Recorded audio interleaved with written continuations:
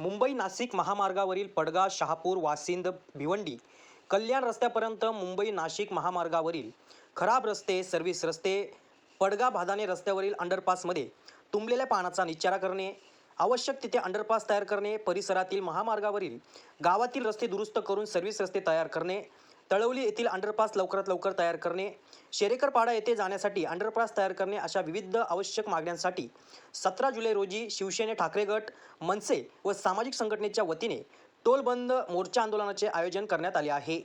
पडगा येथील शेतकरी सहकारी भातगिरणी सभागृहात पार पडलेल्या पत्रकार परिषदेत याची माहिती देण्यात आली आहे. यावेळी शिवसेना ठाकरे गट, मनसे पदाधिकारी, सामाजिक कार्यकर्ते उपस्थित होते. पोलिसांनी व प्रशासनाने कितीही दबाव आणला तरी संवेदनशील मार्गाने मोर्चा व टोलबंद आंदोलन होणारच असे शिवसेना उपजिल्हा प्रमुख प्रकाश भोईर यांनी यावेळी सांगितले. तसेच नागरिकांनी मोठ्या संख्येने या आंदोलनात सहभागी होण्याचे आवाहन सुद्धा करण्यात आले आहे. गौरव शेलार, युवा महाराष्ट्र, भिवंडी. पडगा परिसरातील खूप समस्या आहेत आणि टोल नाका हक्केच्या अंतरावर असताना पडग्याची दुरावस्था होऊन गेलेली आहे. बादाणा अंडरपास झाला, आता नवीन खडोली ब्रिज NS3साठी अंडरपास होण्यासाठी सर्व्हिस रस्ते होण्यासाठी गेले 15 वर्षापासून अनेक वेळा मोर्चे काढले. आम्ही NS3 नाशिकच्या ऑफिसला शेकडो फेऱ्या मारल्या. आम्ही दिल्लीपर्यंत जाऊन आलो. खडवली अंडरपासमध्ये जवळजवळ 30-40 लोक मृत्यू पावलेले.